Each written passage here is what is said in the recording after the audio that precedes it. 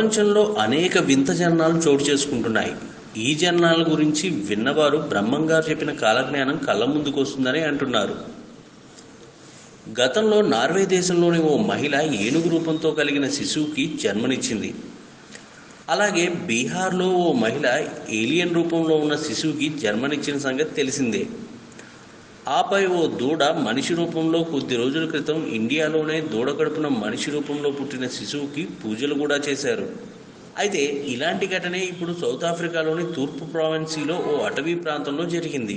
ఓ గొర్రె కడుపున మనిషి రూపంలో ఉన్న శిశువు జన్మించింది.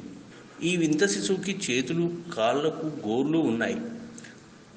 గొర్రె కడుపున మనిషి రూపం జననంపై అక్కడ ప్రాంత ప్రజలు భయాందోళనకు గురవుతున్నారు. దెయ్యం పుట్టిందని ఆందోళన చెందుతున్నారు. అయితే డాక్టర్లు మాత్రం దీన్ని కొట్టిపారేస్తున్నారు. కేవలం కొన్ని జన్యులోపాల వల్లనే గొర్రె పుట్టిందని చెప్తున్నారు. గొర్రె గర్భసంచిలో ఉన్నప్పుడు రకరకాల చర్యల వలన ఇలాంటి జననాలు కలుగుతున్నాయని వివరించారు. ఈ శిశువు ఎలాంటి లోపంతో జన్మించాడో కనుగొనడానికి పరీక్షలు జరుపుతున్నట్లు చెప్పారు.